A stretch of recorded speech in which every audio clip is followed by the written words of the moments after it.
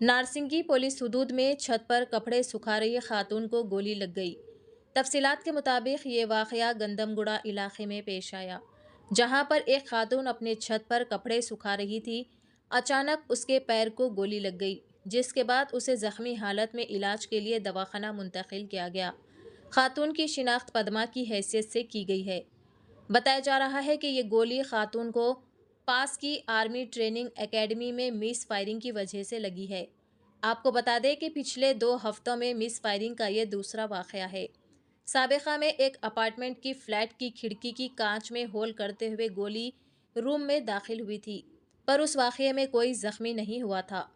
इस सिलसिले में पुलिस ने एक मुकदमा दर्ज करते हुए तहक़ीक़ात का आगाज़ कर दिया है।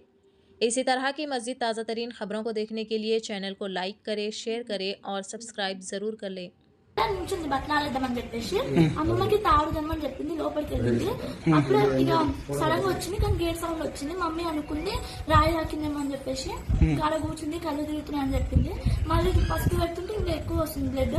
ఇక అప్పటికి పోలీసు వాళ్ళకి ఫోన్ చేస్తే వాళ్ళు వచ్చి ఎంక్వైరీ చేసినారు. అప్పుడే బుల్లెట్ చూసేసి అవన్నీ చేసి బుల్లెట్ ఏడవాడి ఇంకా ఎంక్వైరీ చేసినారు. చేసినాక ఇట్లా అయిందని చెప్పేసి మళ్ళీ వాళ్ళు గోల్కొండ హాస్పిటల్కి తీసుకెళ్ళినారు. ఇప్పుడు అడ్మిట్ అవుతుందంట. మమ్మీ వస్తారండి,